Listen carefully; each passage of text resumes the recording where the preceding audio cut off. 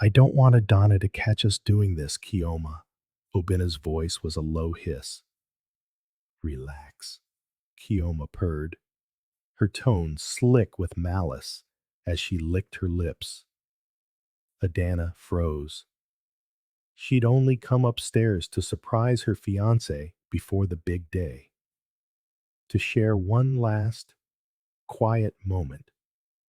Now, she stood outside the half-closed door to their suite, listening to the two people she trusted most in the world. Her heart hammered against her ribs. The words struck her before she even saw their faces. Get inside, Obinna urged. Chioma cut him off, her voice a chill, ironic drawl. Adana is too blind to see what's right under her nose. She thinks you're the man of her dreams.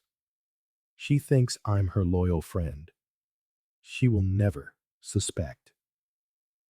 Adana's hand trembled as she steadied herself against the wall. She dared to peek through the crack in the door.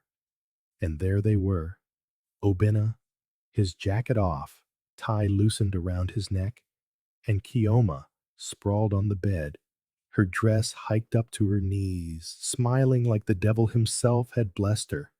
You're forgetting the stakes, Obinna muttered. Her father has a seat on every important board in this city. Once I marry her, I'll be sitting at those tables. You and I will finally have the life we deserve. Chioma laughed, a low, cruel sound. Deserve? Please. My whole life I've watched her shine while I stood in her shadow. Her clothes, her cars, her name. It was all handed to her. And now, thanks to you, I finally get to take something back. What's hers will be mine. Adana clamped a hand over her mouth, stifling a sob that burned in her throat. Her eyes stung with tears as she kept listening. Obinna moved closer to Chioma, his voice dropping. We have to be careful. If she finds out before the wedding, then you lose the prize, Chioma interrupted. But she won't. She's too busy being the perfect daughter, too lost in her fairy tale dreams. You'll say the vows, kiss her hand, and by this time tomorrow, you will own everything her family name carries. And in the meantime, Chioma snaked her arms around his neck, her voice sinking to a whisper. I'll be the one you truly belong to. Adana's knees nearly gave out. She stumbled against the doorframe but couldn't bring herself to leave. Not yet. She forced herself to hear it all. Obinna chuckled, melting into Chioma's embrace. Then it settled. After the wedding, I'll take control of the funds. We'll disappear for a while. Let the dust settle. By the time she realizes what happened, it will be far too late. Chioma's laugh grew louder. And the best part? She'll be the one who gets the blame for trusting the wrong man. The whole city will pity poor Adana while we're living on her father's money. Tears streamed down Adana's face now, each word a fresh cut, twisting deeper and deeper. She had given her heart to Obinna, trusted Chioma like a sister, and in return, they were plotting to strip her of everything. Her phone vibrated in her hand. It was her mother, Victoria, calling with good wishes. She silenced it quickly, terrified the sound would give her away. She couldn't let them know she was there. Not yet. She forced herself to back away from the door.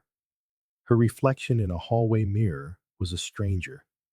Red-rimmed eyes, trembling lips, her pristine dress suddenly feeling like a costume. She walked slowly down the corridor, each step heavier than the last, a crushing weight settling in her chest. Her phone vibrated again. A text from Obinna. Hey, my love. Hope the decorator isn't stressing you out. Can't wait to see you later. Adana stared at the screen until the words blurred. The lie was so effortless, so cruel. Slowly, she wiped her tears and took a steadying breath. Her voice was a whisper, meant only for herself. They will not humiliate me. I will humiliate them. In that instant, the ache in her chest hardened into resolve. She wasn't going to run. She wasn't going to quietly call it off. She would wait. She would plan. And when the time was right, she would bring them down in front of the entire world. Head held a little higher, Adana straightened her dress and walked out of the hotel and into the harsh Lagos sun. The light blinded her for a moment, but she didn't look back. She had seen enough. The girl who had walked down that hallway had died at the door to room 608. The woman who walked away was different. Broken, yes, but sharper, stronger, and ready for a war neither Obinna nor Chioma saw coming. Back in her own room, their whispers still clawed at her ears. It felt unreal. The only way she could breathe was to ask herself, how did I fall for this? And the answer took her back in time. It began at her father's charity gala at the Echo Hotel. Lights glittered everywhere as guests greeted Chief Daniel. Chioma had tugged at her arm. My love, there's someone you have to meet, she'd said. He's not like those loud Lagos boys. He's calm. He's serious. They stopped before a tall man in a navy suit. His tie was slightly crooked, his smile warm. Obinna, meet my best girl, Chioma had announced. Good evening, Obinna had said, his eyes on her. You look far too calm for someone holding this whole event together. Adana laughed. His voice wasn't loud. He wasn't flashy. He looked at her as if he truly saw her. That night, he texted, You carry peace with you. I haven't stopped thinking about you. It was simple. She liked simple. He called in the mornings to pray with her. He asked about her day. He took her to a small bucka and watched her face as she ate. Is this okay? He asked. Yes, she'd said, and she'd meant it. One evening by the lagoon, he stared out at the water. As a boy, I watched the ships from the bridge, he told her. I promised myself I would move goods across the world one day. Dreams are expensive, but I'm trying. She had heard humility. She had not heard hunger. That was her first blind spot. Meeting her parents came next. He brought palm oil and yam. He greeted them with perfect respect. What are your intentions?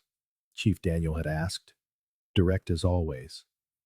To love your daughter, Obinna had replied, and to build a clean life with her. Victoria's eyes had softened.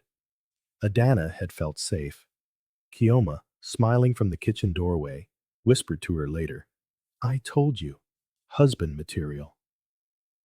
The first red flag was as small as a fly you wave away. It was a Sunday lunch. Chief Daniel mentioned a new contract at the port. Obinna leaned in a little too quickly.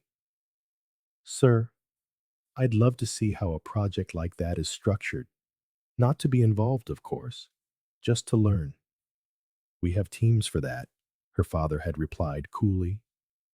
Of course, Obinna said, his smile never wavering. Later, in the car, he tried again, softer.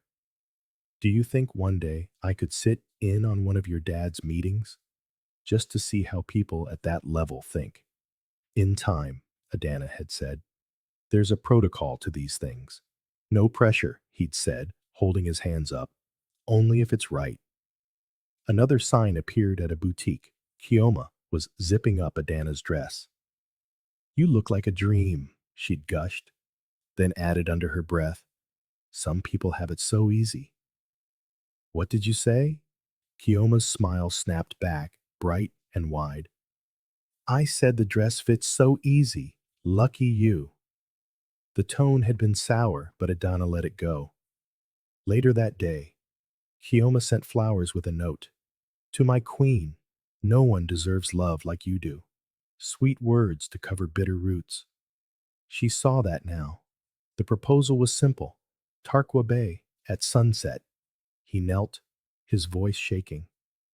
I don't have perfect words, he'd said, but with you, I feel seen.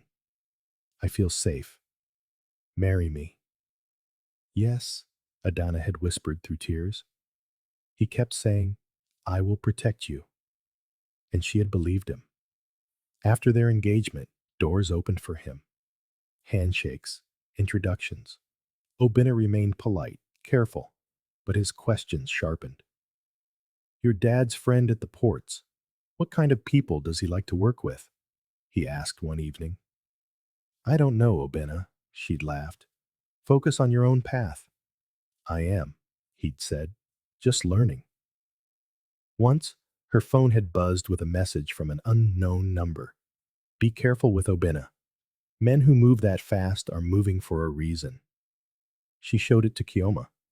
Jealous people, Chioma had scoffed. Delete it. Adana had deleted it. 2 weeks before the wedding, at the food tasting, Obinna leaned in close amid the chatter. We should sign that pre-wedding account access we discussed, he'd said quietly.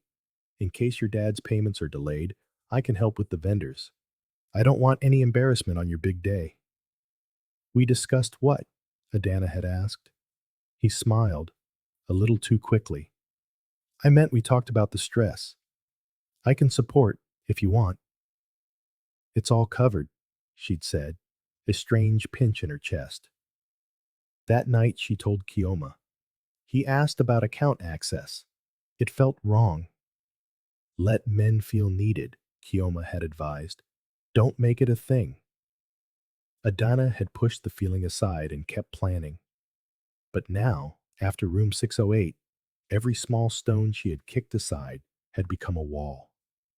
The questions about boardrooms, the talk of money, the anonymous warning, Chioma's bitter tone, it all lined up, a clear road to betrayal. She sat on her bed and scrolled through old photos, Obinna's arm around her waist. Chioma pressed to her side, all of them smiling.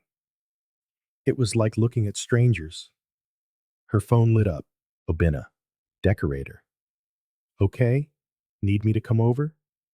She stared, then typed back. All good. Get some rest. Tomorrow is a long day. Another message popped up. Chioma. Fittings at 10 a.m. You are going to scatter Legos. Love you. Adana's jaw tightened. She placed the phone down and faced the mirror. I trusted you, she said to her reflection. Both of you. She didn't cry. Not this time. She pulled out a notepad and wrote one word in bold letters. Evidence. Under it, she listed the record calls and chats. Watch their movements. Save screenshots. Do not confront. Stay calm. She created a new folder on her laptop, room 608. She saved the audio she'd recorded outside the door and backed it up. Her mother knocked lightly. Can I come in? Yes, Mummy. Victoria sat beside her, searching her face. Wedding stress. A little, Adana admitted. It is normal, Victoria said softly. Fear can be love, trying to protect itself. If anything is truly wrong, you will see it clearly. When her mother left, the room felt quiet in a new way. Not empty, focused. Adana set her alarms. 6:30 a.m. Workout, clear head. 8:30 a.m. Drive by the hotel, note movements. 10 a.m. Fittings with Chioma, watch and smile. She added one more line to her notes. Record first, feel later. Her phone buzzed. A voice note from Obinna praying for their future, for peace and love. His voice, which once soothed her, now sounded like a mask. She saved it to the room 608 folder. She walked to her wardrobe and touched her wedding dress. The lace felt soft against her fingers. You will not be wasted. she whispered. She turned off the lights and sat by the window. The city kept moving, as if nothing inside her had shattered. But something new had formed in its place. A clear, steady resolve. She picked up the notepad one last time and wrote, "Tomorrow, I begin." Then she slid it under her pillow, lay down, and breathed slowly. "They will not disgrace me," she said into the dark. "I will disgrace them." Sleep came late, light and alert. Morning would be here soon, and when it came, she would be ready. The question that met her at dawn was, could she stand near them and not break? Her alarm rang at 6:30 a.m. She sat up and repeated the words, "Record first, feel later." They steadied her. At 8:30, she drove past the Emerald Hotel. She didn't go in. She just watched the side exit. No Obinna, no Chioma. She took a photo of the door, saved it to her folder, and drove away. At 9:55, she walked into the bridal studio. Chioma rushed forward. "My bride," she squealed, hugging Adana tight. Adana returned the hug with an empty calm. "I'm ready." "You look tired," Chioma said, her eyes searching Adana's face. "Are you sleeping?" "Wedding stress," Adana replied. The tailor brought out the gown. As it caught the light, Chioma clapped. "Turn, walk, pose," she directed, lifting her phone. "A video for my story." "Send it to me later," Adana said. "Of course." Caption: "My best girl is a dream." "Don't tag Obinna, though," Adana added softly. "Let's keep tomorrow a surprise." A flicker of something, annoyance, crossed Chioma's eyes. "No problem, privacy queen." When the whole fair done, Chioma leaned in. "Lunch? I'm starving." Adana checked the time. 12:07 p.m. "Let's go." They sat by a window in a small cafe. Jollof rice for Chioma, just water for Adana. In her pocket, her phone's recorder was running. "Tomorrow we'll be mad," Chioma grinned. "You will cry. Your father will cry. Obinna too. Love is sweet when money is not a problem, eh?" "You think Obinna will cry?" Adana asked, her voice light. "He better," Chioma laughed. "Fine boy, clean suits, and now my baby on top? God is showing off." "Do you like him?" Adana asked. "Like him?" Chioma rolled her eyes. "He's your man. I'm just happy he respects you so much." "He respects me," Adana repeated, the words flat. "What is it?" Chioma probed. "You seem off. Talk to me." "I'm just tired," Adana said. "Everything is happening so fast." "Let me help," Chioma offered. "I can handle small payments. Hair, makeup." A cold dread slid down Adana's spine. "My parents settled everything," she said evenly. "Good," Chioma smiled. "Just trying to help." A brief silence fell. Chioma's phone buzzed. She glanced at the screen and quickly flipped it face down. "Vendors," she said, a little too fast. "So stressful." "Obinna told me he's with his tailor today," Adana noted casually, checking her own phone. "Where is that shop again?" Chioma waved a dismissive hand. "Oh, somewhere on the island." "Ask your man." "I will," Adana said. By the cars, Chioma hugged her again. A tight, reassuring squeeze. "Sleep. Tomorrow will be beautiful." "I love you," Adana said, the words feeling heavy on her tongue. "I love you too," Chioma replied, her voice soft as silk. As Chioma's car pulled away, Adana slipped into the digital sanctuary of room 608 and began to type. Chioma offered payments again, 12:24 p.m. dodged the tailor's address. Is her phone always face down, hiding the screen? She closed the file and turned her attention to the vendor checklist. Flowers, chairs, cake. She smiled for the cameras in her mind. She nodded. She played the part of the bride, but inside, a dull ache pressed against her ribs, a constant, unwanted guest. Victoria, her mother, squeezed her hand. You're quiet. I'm saving my voice for the vows, Adana lied smoothly. At 3:10, Obinna called, his voice a warm current over the line. How was the fitting, my love? Fine, she said. Where are you? With my tailor, he replied. I must look like your prince. What's the address? He laughed. A light, dismissive sound. Ofikin Adasola somewhere. You know I'm terrible with road names. Okay, she said. See you later. Definitely. Your dad wants to go over the protocol. Okay. I love you, he said. I know, she answered and ended the call. She opened her notes again, vague about address, 3:12 p.m. Tone is overly sweet, almost cloying. Evening arrived, and with it, Obinna at precisely 6:40. His smile was steady, his hands respectfully clasped. Good evening, sir. Good evening, ma'am.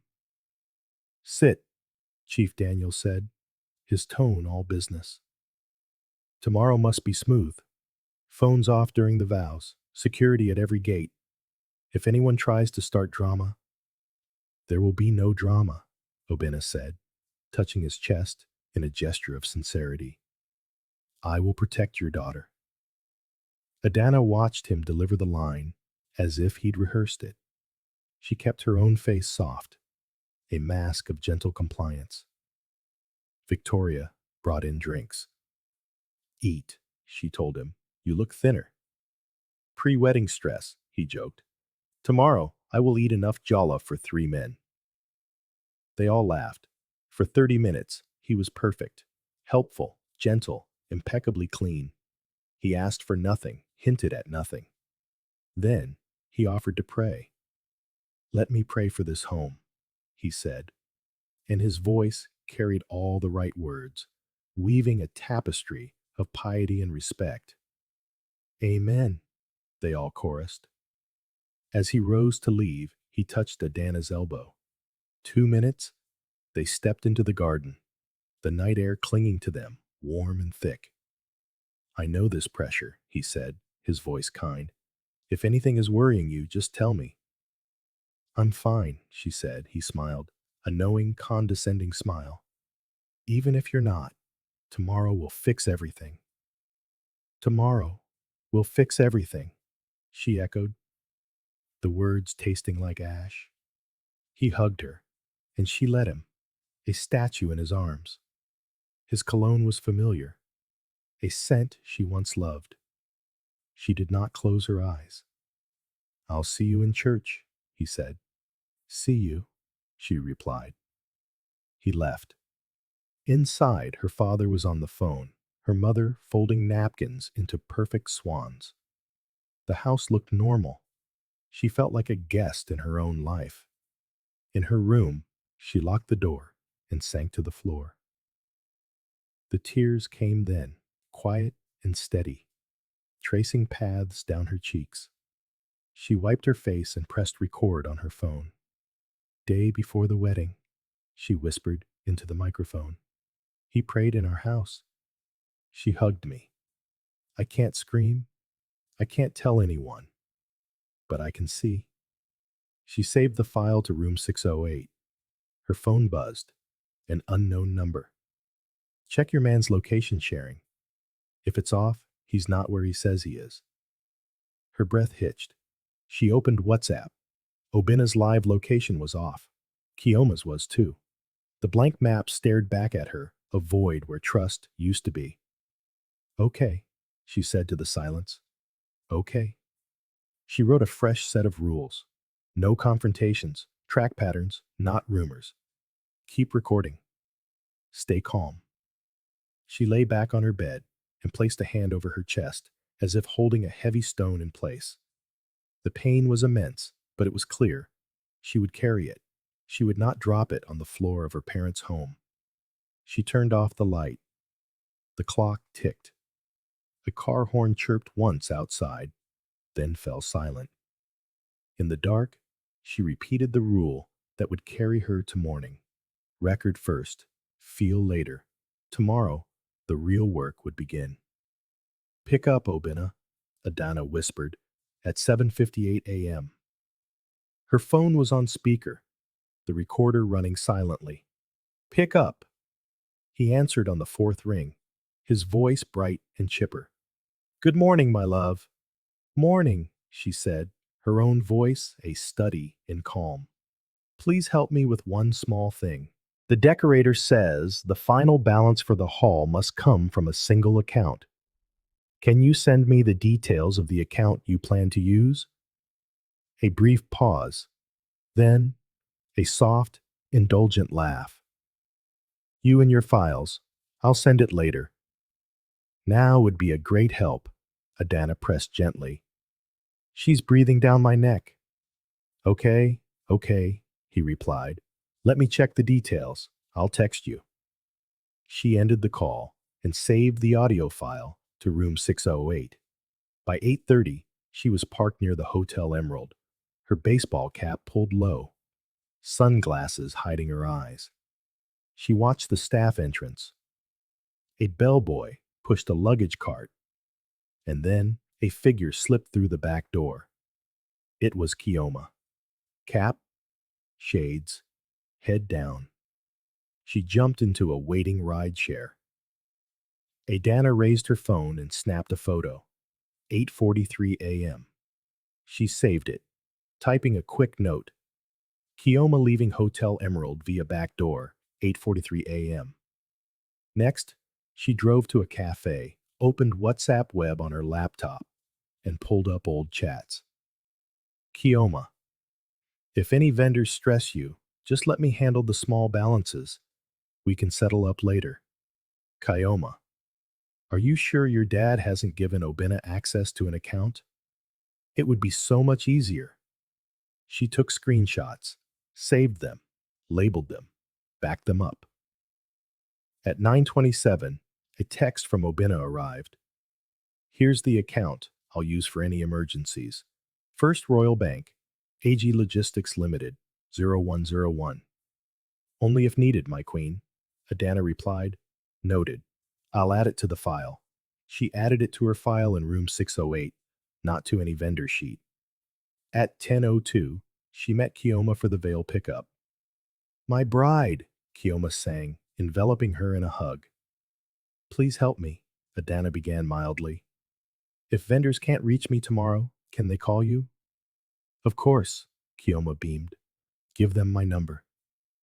Also, Adana added, the decorator said any last-minute balance can be paid by anyone, and the receipt just needs to be emailed. If I'm busy, can you handle it? Yes, yes, Chioma said, a little too eagerly. I'll be your fixer. As they walked to the parking lot, Adana asked lightly, where did you rush off to this morning? Your line was off. Chioma paused for half a second, a barely perceptible glitch in her composure. The salon. They messed up my wig fitting. Such drama. Which salon? It's on the Honoru side, she said vaguely. Adana nodded and left it there. By noon, she was sitting with her parents, her phone recording from beneath a throw pillow. Chief Daniel was frowning at his tablet. One thing, he said, looking up. The caterer says someone called, claiming to be a family representative, to confirm their final balance. I told them to wait for my instruction. Did you ask Obinna or anyone to do that? No, Daddy, Adana said evenly. Everything is meant to pass through you. Good, he grunted. We keep things clean. In her room, she called the caterer. I'm calling on behalf of my father. Who was it that called you earlier? It was a woman, the caterer said. She asked for our account details. I told her we only take instructions from the chief. Did she give a name? She started to say Chi, then cut the call. Thank you, Adana said. Please continue to wait for my father's go-ahead. Click Saved. Caterer confirms female caller, likely Chioma. A new message from Obinna pinged. Have you eaten? I can send you food. Also, I can move a small amount to the decorator, just so your mind can rest. No need, she typed back. Daddy has sent everything. At 2:18 p.m., she called him again, recorder on. Babe, my dad insists all payments must come directly from his office. Please don't pay anyone. If a vendor calls you, just ask them to call me instead. No problem, he said smoothly. I won't make a move until you give the word. Great, she replied. By the way, which street is your tailor on? I want to send a driver to pick something up near there. Ofikin Adasola, he said again, still vague. But you know Lagos. Everywhere is close to everywhere.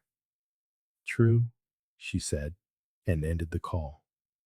A new note, still vague about his location. At 3 o'clock, she walked into the Hotel Emerald, looking like any other guest. Mask on, cap low. On the fourth floor, she noted the positions of the security cameras and the emergency exits. The elevator dinged. Chioma stepped out, scrolling on her phone. Adana ducked behind a housekeeping cart, her heart pounding against her ribs. Chioma's heels clicked past. Adana waited 3 breaths, then whispered into her phone. Fourth floor, 3:11 p.m. Chioma is present. Then she left. At 4:05, she met the family lawyer under the pretense of discussing vendor indemnity contracts. If someone were to pretend to be a family representative and try to divert vendor funds, would that be considered fraud? She asked. Yes, the lawyer said, his brow furrowing. That would be misrepresentation and an attempt to obtain by false pretense. Could I email you some recordings and screenshots for your assessment? Send them, he replied, his eyes full of concern. And Adana, don't carry this alone. I won't, she promised. Back in her car, she sent him a curated folder, the WhatsApp chats, the photo of Chioma at the back door, a summary of the call with the caterer, and Obinna's text with the corporate account details. That evening, as the scent of stew filled the house, Adana dialed Chioma on speaker, the recorder on. Babe, she asked lightly, did you happen to call the caterer today as a family rep? Me? Chioma laughed, a tinkling, false sound. Why would I do that? Your dad has it all handled. True, Adana said. Maybe they mixed up the numbers. They must have, Chioma replied breezily. People love to create drama. Okay, Adana said, and ended the call. Saved. She denied it. Caterer heard Chi. Back in her room, she sat on the floor and hit record one last time. Day before the wedding, she whispered, her voice raw. He prayed in our house. She left the hotel through a back door at 8:43 a.m. The caterer says a woman tried to confirm the balance. He sent a company bank account. He is still lying about his location. I can't scream, but I can see. She saved the file and typed a final, decisive note. I will not confront them tonight. I will gather and I will wait. She faced the mirror, her reflection a stranger with cold, clear eyes. She spoke each word like a vow. They will not disgrace me. I will disgrace them. Daddy, Mummy, I need to show you something now. Adana's voice was steady, but her hands were clamped tight around her phone. Chief Daniel looked up from the dining table. Victoria paused, a half-folded napkin in her hands. The house fell quiet, as if holding its breath. Sit, her father said, a line of worry creasing his brow. What has happened? Adana sat and placed her phone on the table between them. Please don't panic and please don't shout. Just listen. Victoria moved closer, her hand finding her daughter's shoulder. We're here. Adana opened room 608. She pressed play on the first audio file. The muffled recording from the hotel corridor. Obinna's conspiratorial whisper. Chioma's low laughter. The voices poured into the room like smoke. I don't want Adana to catch us doing this. Relax. Victoria's hand slid from Adana's shoulder to her hand, gripping it tight. Chief Daniel's jaw clenched. He didn't blink. Adana played the next clip, Chioma offering to handle vendor balances, then Obinna's call, promising to move funds. She opened the photo of Chioma slipping out the hotel's back door. She showed them the caterer call summary, the woman's voice starting with Chi, before hanging up. Finally, she displayed Obinna's text message with the corporate account. First Royal Bank, AG Logistics Limited, 0101. No one spoke for 10 long seconds. Then her father stood up, slowly. Look at me, he said to Adana. She met his gaze. His voice was soft. You did well. Victoria's eyes shone with unshed tears. My daughter, I am so sorry. I was going to be silent, Adana said, her voice small. I thought about just leaving, but I will not carry their shame for them. You will not, Victoria said, her voice fierce. They will carry it alone. Chief Daniel took a deep breath and picked up the phone, swiping through the files. This is more than cheating, he said, his voice low and dangerous. This is planned fraud, Adana nodded. I spoke to the lawyer. He called it misrepresentation, an attempt to obtain by false pretense. Good, her father said. We will make this case so clean, even the devil will be afraid of it. Victoria squeezed Adana's hand again. Tell us everything, from the beginning. Adana laid it all out in a single, unbroken narrative. The whisper in the hotel, the dress fitting, Chioma's offers to pay, Obinna's vagueness, the anonymous tip, her stakeout. She did not cry. She did not add color. She simply placed the truth before them like a book.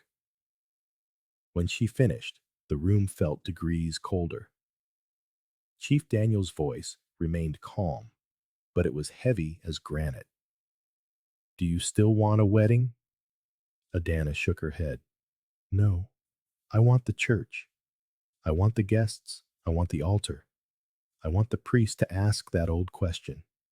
And then I want the truth to answer. Victoria understood instantly. The objection, she whispered. Yes, Adana said. I will object. I will present the evidence. And then I wanted the police to walk in and take them both away. Her father nodded slowly, weighing every step. If we do this, we do it correctly. No chaos, no screaming, no fighting. Just the truth and the law. I don't want drama, Adana said. I want dignity. Then we will behave with dignity, he declared. Victoria, call lawyer Hugo. Get these files into his hands now. We need a petition ready before dawn. Victoria was already dialing. Hugo, come to the house, she said into the phone. It's urgent tonight. Chief Daniel tapped at his own phone. I know a commissioner who owes me a favor. We will have plainclothes officers stationed outside the church and in the pews. No uniforms, no noise. On the signal, they move in. What is the signal? Victoria asked.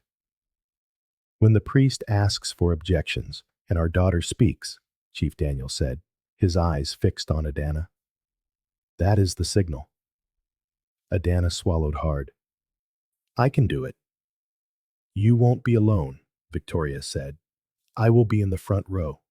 Your father will be at your left. The lawyer will be 2 rows behind with the printed petition. She squeezed Adana's hand.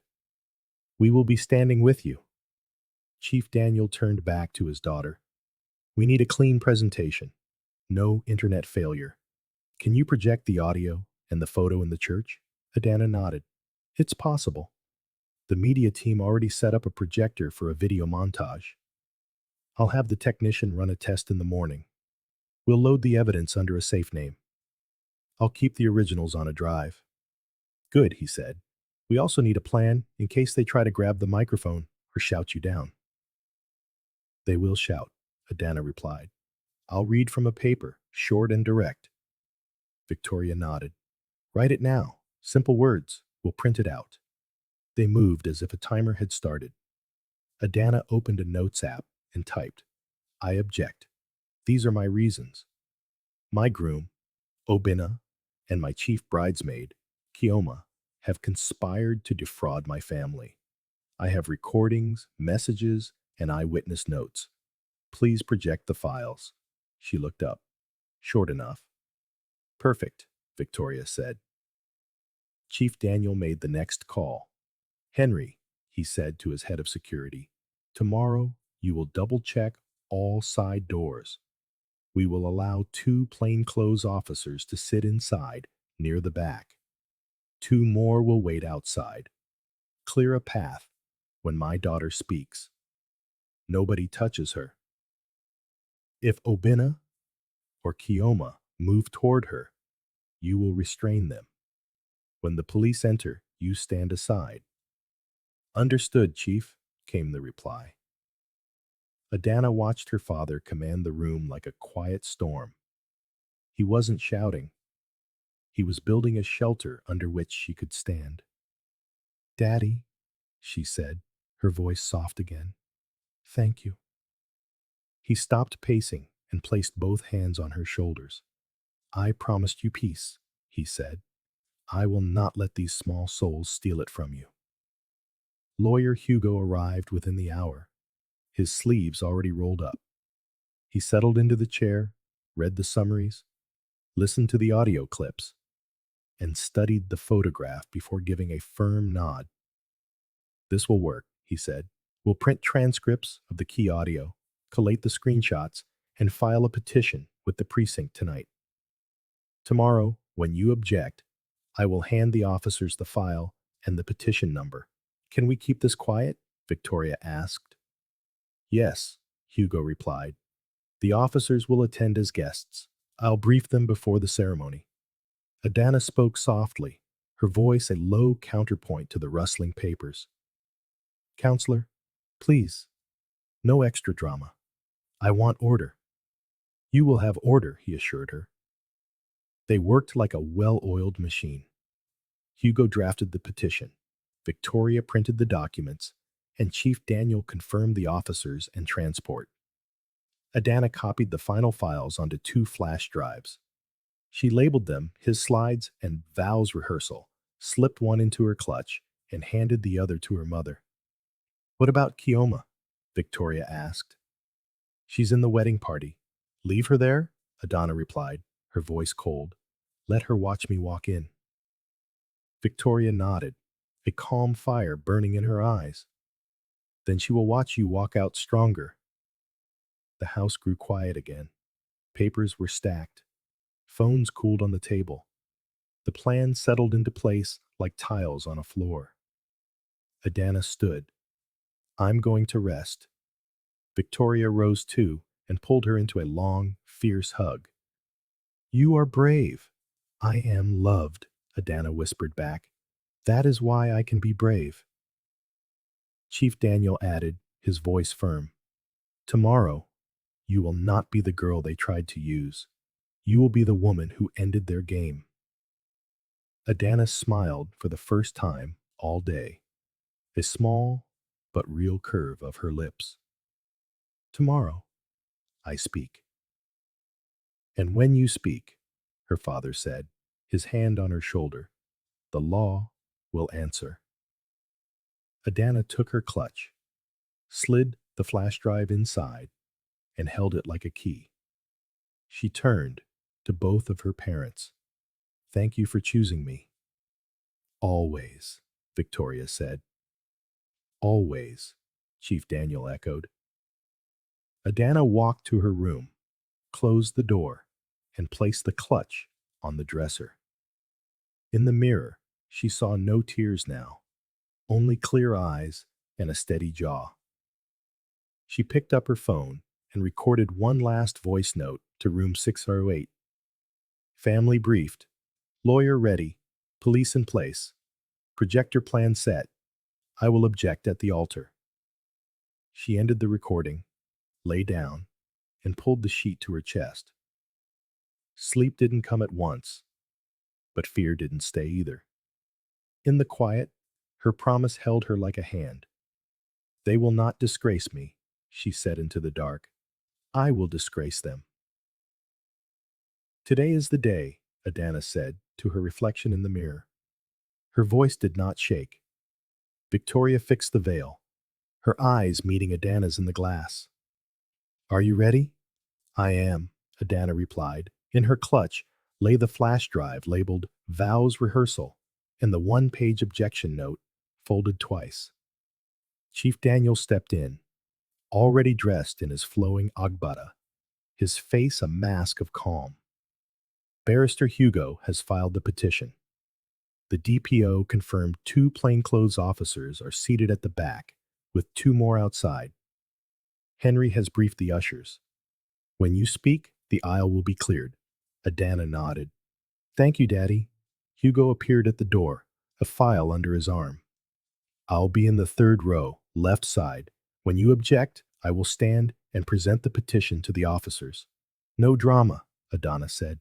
No drama, Hugo agreed. A soft knock, and then the bridesmaids swept in, a wave of perfume, silk, and chatter. Chioma led them, glowing.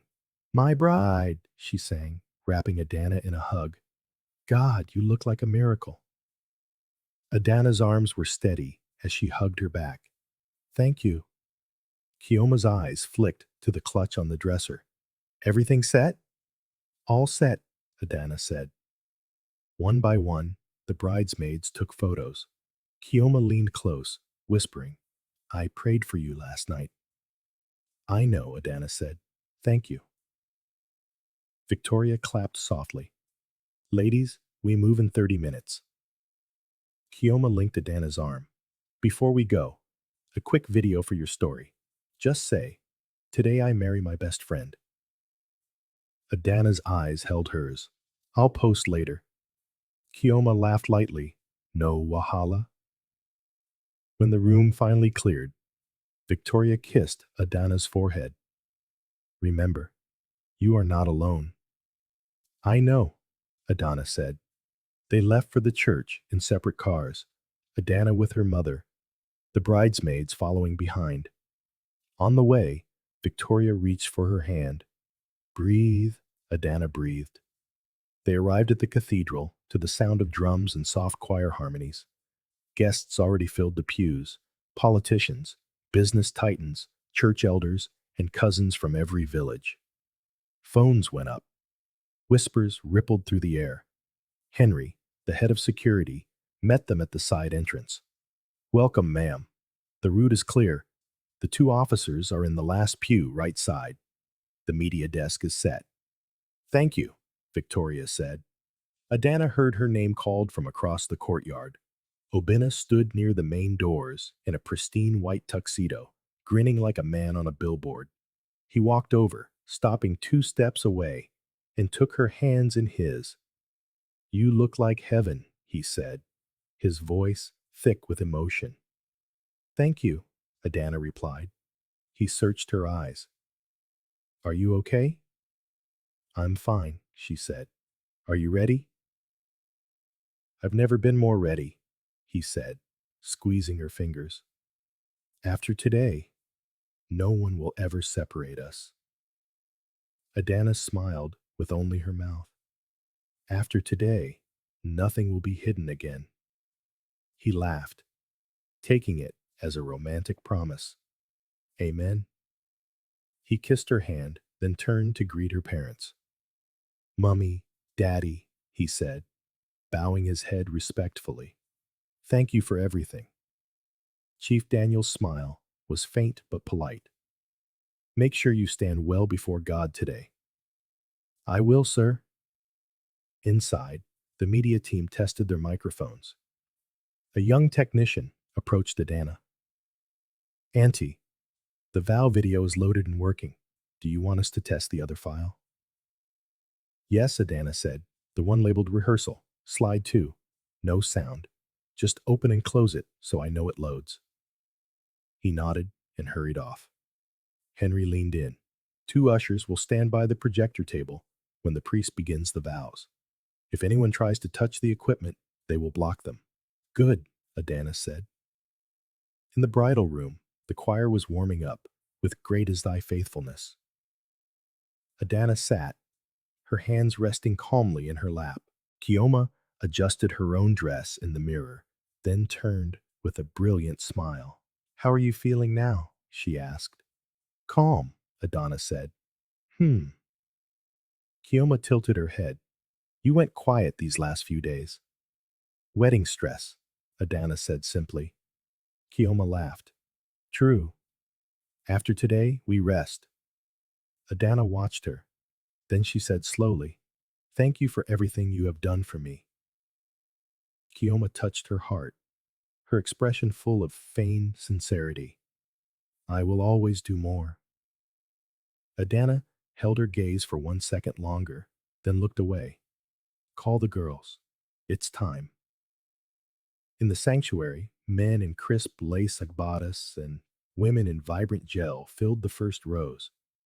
Chief Daniel walked up the aisle and spoke quietly with 2 ushers. From the back, Henry nodded to him.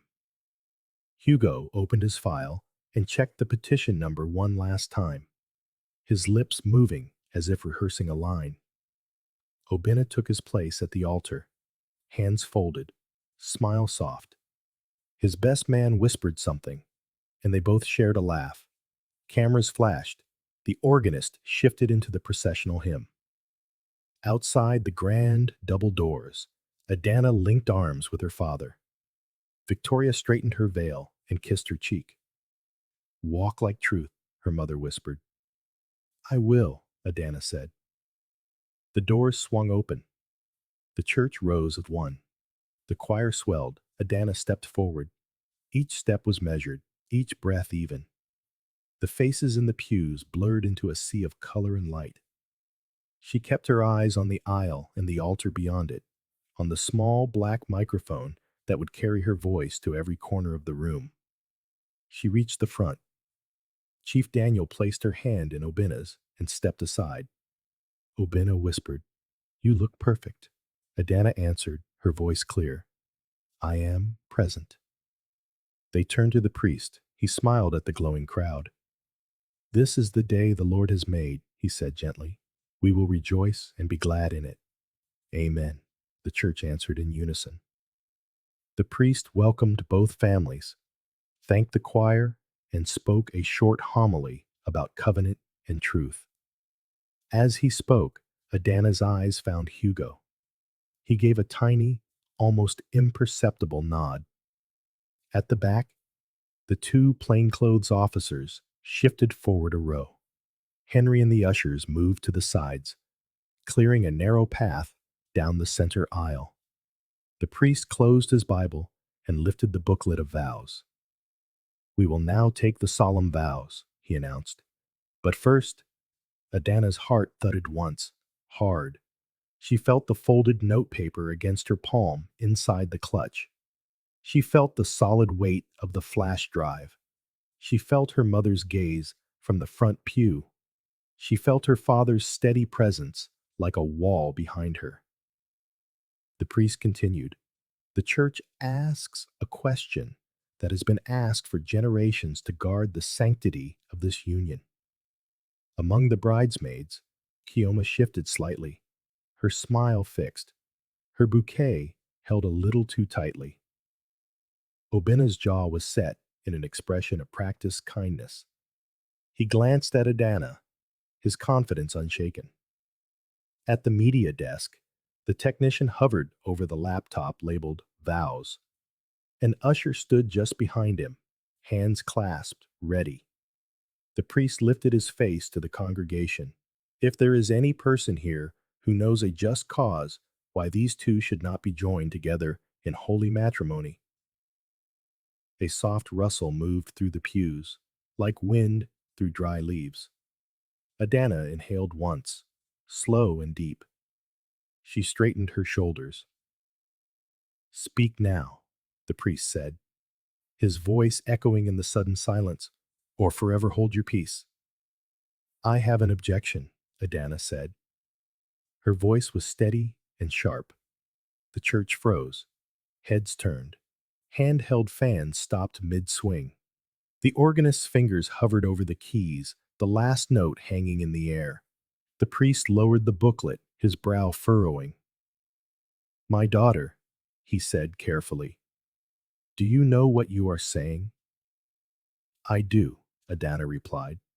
She took one step forward, her veil trembling only slightly. I will give my reason in simple words, and then I will show proof. A ripple of shock ran through the pews. Guests whispered, shifting in their seats. Phones were lifted, no longer discreetly. Obinna turned toward her, his smile cracking, his eyes narrowing. Adana, what is this? He whispered, trying to force a laugh. It's a joke, right? She didn't look at him. She opened her clutch, pulled out the folded sheet of paper, and spoke so everyone could hear. I will read. In the third row, Hugo, the lawyer, quietly rose to his feet, petition file in hand. At the back, the two plainclothes officers moved forward another row. Henry signaled the ushers, who began clearing the center aisle. Adana's voice was firm. I object because the groom, Obinna, and my chief bridesmaid, Chioma, have conspired to deceive and defraud my family. I have recordings, messages, and photos. Please, media desk, open the file labeled Rehearsal Slide 2. Gasps erupted across the room. Someone whispered, Jesus. Another muttered, God forbid. Obinna's face darkened with rage. Adana, stop this. What nonsense is this on our wedding day? She turned her head slightly toward him. You said to Chioma, after the wedding we move. I heard you with my own ears. After a stunned pause, the priest's voice was heavy. Play the file. Let the truth be known. The projector flickered to life. A time-stamped audio waveform appeared on the large screen behind the altar. Then, Obinna's voice echoed through the sanctuary, caught in the sterile quiet of a hotel corridor. I don't want Adana to catch us doing this, Chioma. The whole church gasped as one. Guests clapped their hands to their mouths. The bridesmaids shifted in a line, their faces a mixture of confusion and horror. Chioma's bouquet shook in her hands. Then Chioma's voice filled the church, smug and chilling. Relax. The conspiratorial laughter that followed spread through the speakers like poison. Whispers erupted. Ha! In a hotel? Is that not Chioma's voice? My God! Obinna lunged toward the media desk. Turn that off! Stop it! Before he could take a third step, an officer was there, gripping his arm.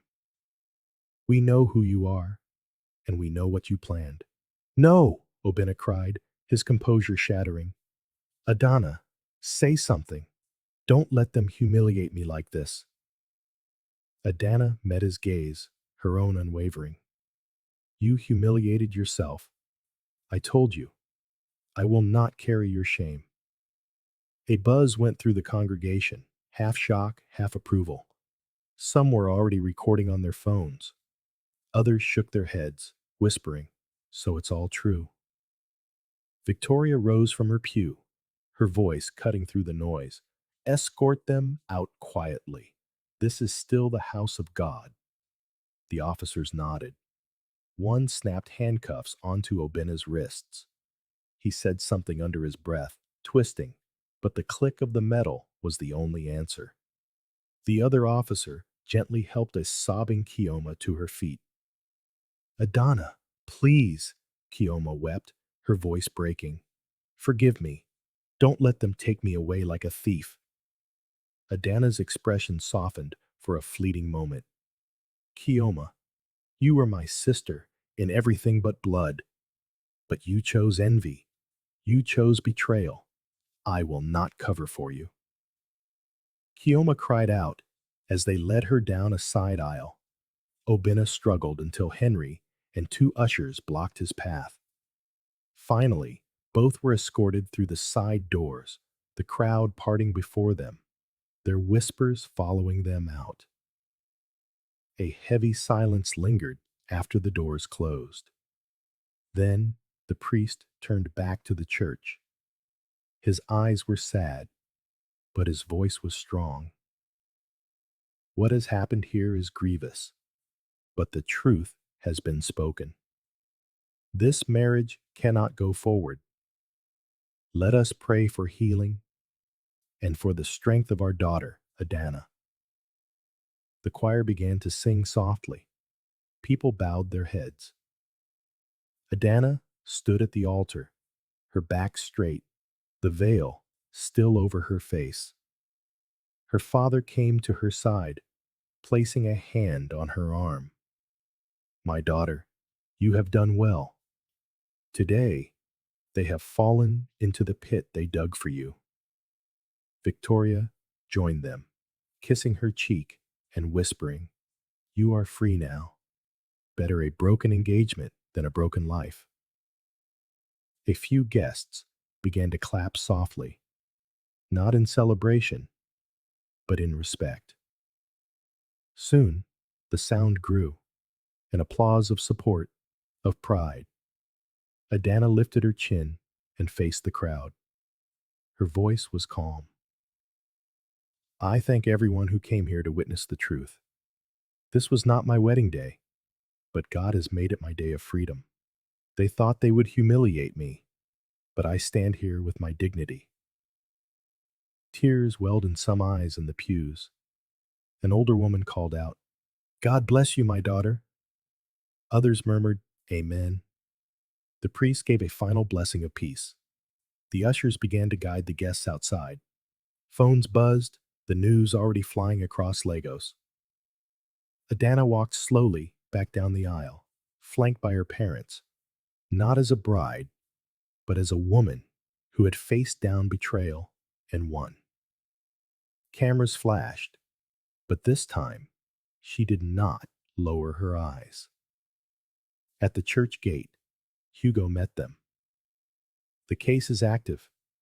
They will be processed tonight. Nothing they say can undo the evidence you gathered." "Good," Chief Daniel said.